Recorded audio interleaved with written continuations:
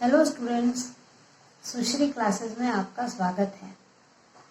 आप लोग जरा वीडियो कम देख रहे हो तो वीडियो देखिए, पूरा देखिए, मेरे चैनल को सब्सक्राइब करिए, लाइक करिए, शेयर करिए और अच्छे से पढ़ाई करिए। आज हम अगले वीडियो में देखते हैं क्लास 11 के व्यवसाय अध्ययन के फर्स्ट चैप्टर व्यवसाय की प्रकृति एवं उद्देश्य। इस लेसन का, इस चैप्टर का हम अगला पॉइंट देखेंगे, वाणिज्य के कार्य। अब हमने पिछले वीडियो में वाणिज्य क्या है ये देख लिया था, तो वाणिज्य के कार्य क्या क्या होते हैं। वाणिज्य यानी, शॉर्ट में एक लाइन में बता रही हूँ कि वाणिज्य यानी उत्पादक से लेकर उपभोक्ता तक वस्तुओं को पहुंचाने से संबंधित जो भी कार्य बीच में किए जाते हैं वो सब वाणिज्य के अंतर्गत आते हैं। अब वाणिज्य के क्या क्या कार्य हैं, तो पहला है कि मुद्रा की बाधा।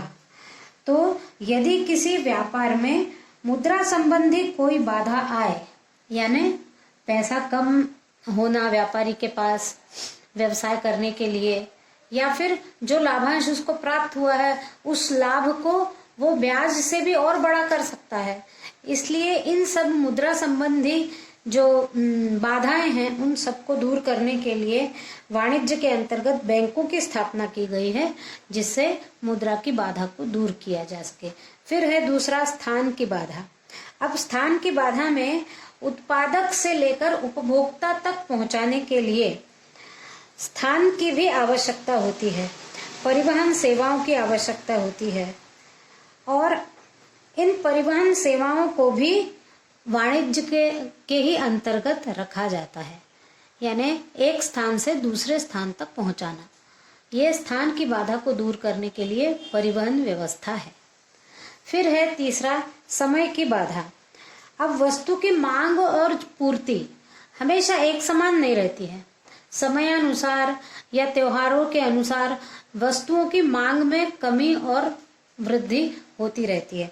तो इन कमी और वृद्धि को देखते हुए इनके बीच में संतुलन करने के लिए भंडारण गृह या वेयर हाउस और कोल्ड स्टोरेज जैसे रखने के लिए भंडारण की व्यवस्था की जाती है, जो वाणिज्य के अंतर्गत आता है। कोल्ड स्टोरेज यानी सब्जियों से संबंधित वस्तुओं को ज्यादा ठंडे रखने के लिए बड़े बड़े शीत गृह बने होते हैं, उनको कोल्ड स्टोरेज कहते हैं। और वेयर हाउस यानी जो खराब न होने वाली वस्तुएं हैं, वो एक इस प्रकार से बहुत बड़ी सी जगह होती है जहाँ पर सामान को एकत्रित करके कुछ समय रखा जा सकता है और फिर मांग के अनुसार वहां से निकाल कर बेचा जा सकता है। फिर दूरी की बाधा। अब दूरी की बाधा में भी परिवहन के साधन है, या फिर एक दूसरे को पहुंचाने के लिए, उपभोक्ता तक पहुंचाने के लिए पहले थोक व्यापारी, फिर फुटकर व्यापारी, और कुछ वस्तुओं को बेचने के लिए एजेंट्स भी होते हैं। जैसे बीमा वगैरह हैं जो वाणिज्य के अंतर्गत आता है, उनको अपन बीमा कंपनी तक नहीं जा सकते, इसलिए एजेंट रहते हैं जो हमसे संपर्क करके बीमा का कार्य कर लेते हैं। और कुछ थोक व्यापारी होते हैं और कुछ फुटकर व्यापारी होते हैं। थोक व्यापारी एक साथ बहुत सारा सामान खरीद लेते हैं और फुटकर व्यापारी फिर उन थोक व्यापारियों से छोटा छोटा सामान, कम मात्रा में सामान खरीद कर अपने फुटकर वाले दुकानों में बेचते हैं। फिर है ज्ञान की बाधा। अब ज्ञान भी बाधा बन सकती है। उपभोक्ताओं को वस्तुओं का ज्ञान कराने के लिए एक विज्ञापन व्यवस्था है जो वाणिज्य के ही अंतर्गत आती है। विज्ञापन आप लोग टीवी में देखते होंगे, एडवर्टीजमेंट। वो जो व्यवस्था है वो ज्ञान की बाधा दूर करने के लिए, क्योंकि प्रत्येक उपभोक्ता को प्रत्येक वस्तुओं के ज्ञान नहीं होगा कि वस्तु कैसी है। वो ज्ञान देने के लिए विज्ञापन, बड़े बड़े होर्डिंग लगे होते हैं, पोस्टर्स लगे होते हैं, टीवी में दिखाई देता है, रेडियो में सुनाई देता है। तो ये विज्ञापन के द्वारा लोगों के ज्ञान की बाधा को दूर किया जाता है। फिर है जोखिम बाधा। जोखिम बाधा यानी माल को प्राकृतिक कारणों से कभी कभी खराब हो सकता है हमारा माल, या यहाँ से वहाँ ले जाने के लिए ले जाते समय खराब हो सकता है माल, इसलिए बीमा योजनाओं की व्यवस्था की गई है, बीमा की, जो वाणिज्य के ही अंतर्गत आता है। फिर है वित्त की बाधा। अब यदि वित्त की बाधा है, किसी व्यापारी को आने वाले समस्या हल करने के लिए उसके पास ज्यादा पैसा नहीं है तो ऋण की व्यवस्था ले सकता है, ऋण ले सकता है बैंक से और बैंक में अपना जमा करके ज्यादा ब्याज प्राप्त कर सकता है। उपभोक्ताओं को भी बैंक की सुविधा वित्त की बाधा को दूर करती है, बैंक की सुविधा से। फिर है उचित प्रतिफल। तो जो पूंजी लगाता है उसको उचित प्रतिफल मिलना आवश्यक होता है। तो लाभांश के भुगतान की व्यवस्था भी उचित प्रतिफल के अंतर्गत वाणिज्य का एक कार्य है। अब आगे हम देखते हैं वाणिज्य का महत्व।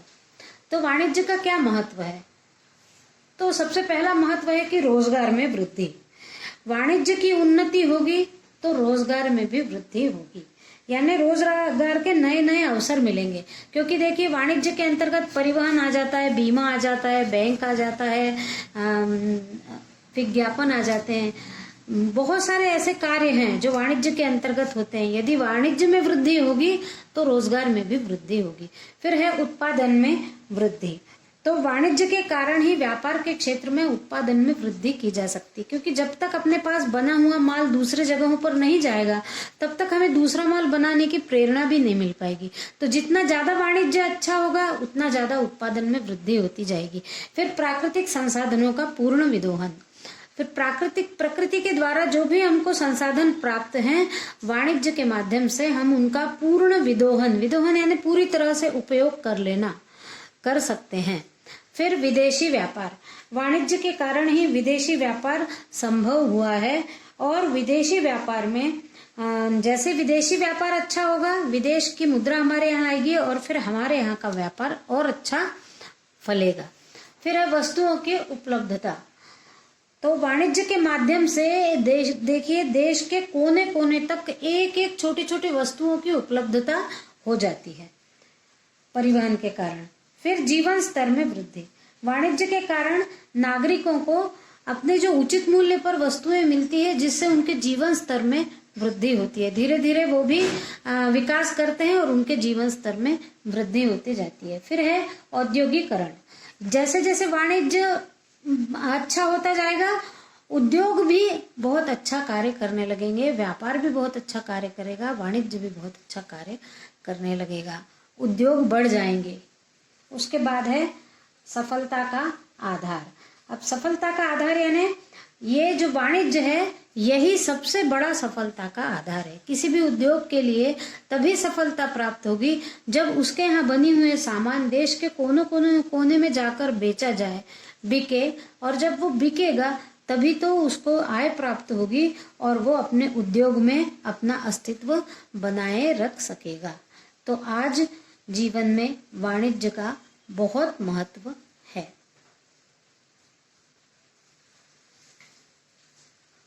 आज के वीडियो में बस इतना ही। Thank you.